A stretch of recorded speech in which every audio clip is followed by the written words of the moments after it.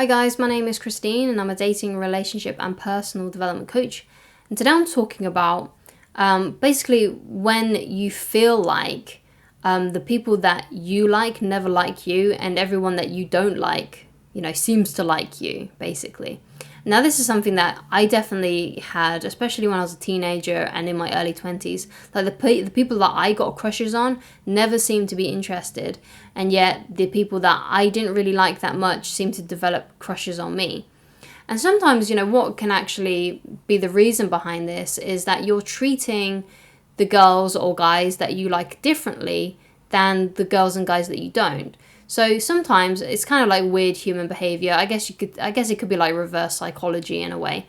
But it seems to be, when you try and push someone away because you don't like them, they try and come back to you more. So basically you kind of need to treat the ones that you do like kind of like the ones that you don't like. Like, don't give them so much attention and try not to get too emotionally invested in people too soon, because that kind of thing never usually works out well. You kind of always have to have the attitude of seeing where it goes, of not being too attached until you get into a relationship, like a proper exclusive relationship with them, until you're boyfriend and girlfriend or whatever. You really need to, wait until you get to that stage, right? That's the most important thing before you really get emotionally invested. But it's always best to come from the place of, I just want to see where this goes. Because usually when you do start dating someone, that's kind of like what they've got in their head.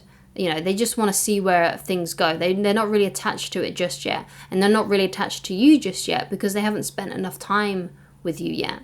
So just basically, keep them at arm's length until it gets to a point where it's clear that you two are entering a relationship. And that usually happens after the first couple of months of dating. So somewhere around month 3 of dating, that's when the relationship actually starts to form. So what else did I want to say? So yeah, it could be the case that you haven't actually dated enough people. You haven't... Because what happened to me when I was a teenager was I would get really attached to crushes, and sometimes these crushes would last for months or for like a year, sometimes even over a year, and I'd be just solely focused on one person.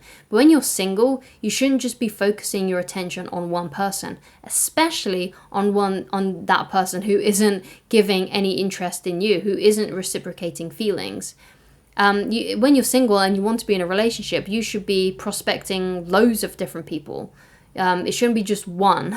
You need to date a lot of people, because that's what I see. People get hung up on a crush or an ex, and they just can't seem to let go of it, and it stops them from meeting new people. But if you're trying to find someone to spend your life with, or you're just trying to find your first girlfriend or your first boyfriend or something like that, you need to go on a few dates. You need to, play the field. You need to go out there and, actually search and spend a lot of time with different guys and girls in order to know which one is going to be right for you, because it might be the case that you just haven't met enough guys or girls.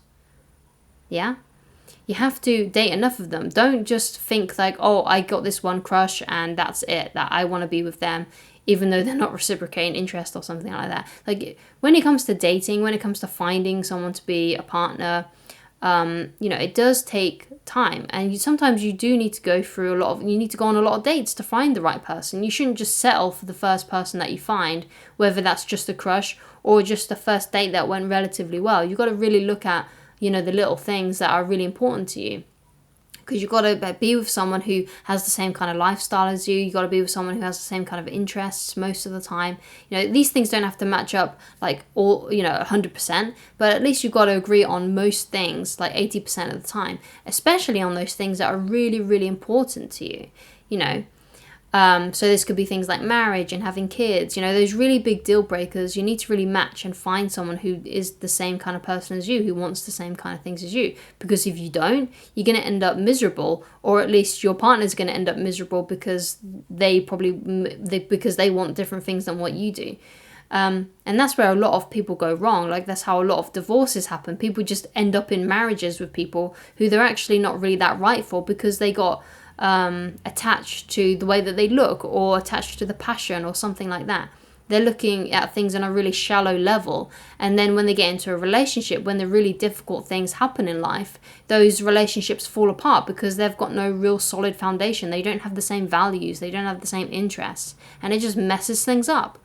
So, you've got to make sure that you are dating enough people. It's really important that you don't just get hung up on 1 or 2 people a year. Ideally, if you're, dating and stuff, you should be going on at least 2 dates a month if you can, That's probably the best amount of number. Obviously, if depending on who you are, you might be able to have more dates than that, depending on how much time you can spend on dating apps and things like that. But, ideally, try and aim to have at least 2 dates a month with new people until you find someone who is actually ticking most of the boxes for you, who you're really attracted to and you have a lot of shared interests, and basically you can stand being around them for more than 5 minutes, basically. And, another thing is, what I've written here is, don't give up until you do find someone. Because I see this happening a lot as well. People go on one date or they develop one crush. And when it doesn't go well, they're like, that's it. I'm just not going to find anyone. And they have this really negative view about dating and stuff like that. And it's like, oh my God, it's so boring when people say to me things like, well, that didn't work out, so I'm just not going to, date anyone else. And then they get really angry and bitter at people for having relationships. And when the real reason they don't have a relationship is because they gave up too soon. So when people, then they don't have a right really to be angry at other people who are in happy relationships and people that are not single and stuff, or people that are doing really well with dating. You've got no reason to be bitter at those people if you're not actually doing something yourself. You got to save yourself. You can't just wait for things to happen to you. You got to participate in your own rescue. You have to save yourself first. You have to save yourself. You have to, if you want to find a partner, you have to keep on dating until you find one. That's it. That's the only option for you. Right? You have to keep on going on dates until you find someone. And if it seems like none of the people that you like don't like you, you need to keep on going until you find someone who does like you in the same way. Okay? You have to keep on doing it. You have to keep on dating. You have to keep on doing it until you do. And if you give up, you've got no one to blame but yourself. So don't be bitter or resentful about it. If you can't find a partner, then that's your fault. You should have dated more people. You should have not given up so soon. Okay? And the last point I want to make is don't get attached to people that you're not exclusive with yet. Okay, don't do that. Stay objective. Just see how things go. Don't get attached to crushes. Don't get attached to people that it's not working out with. Don't get attached too soon to people that you do go on dates with, because you don't know what's going on in their head and they haven't got to know you yet enough to know if they're right for you. And sometimes these things don't work out. I've been on many first dates with girls who it didn't work out with, either because I wasn't really into them or they wasn't really into me. And, the best possible position for you to be in is to find someone who you really want to date and they really want to date you as well. And you have lots of shared similar interests and you can, you like being around each other. You want the same things in life. That's what you've got to be aiming for. But don't get attached until you find someone who is like that. And don't get attached, especially until you're into something more serious with them, when you start spending more time together, when you've been on, loads of dates with them and you're spending the weekends together and you're maybe even spending a day in the week together as well. That's how you can start getting a little bit more attached, when you realize that you two aren't dating anyone else, you're only dating each other. And, it's clear that you're ending up in a relationship with them. Only get attached and allow yourself to get more attached when that kind of thing is happening. So that's my advice on that.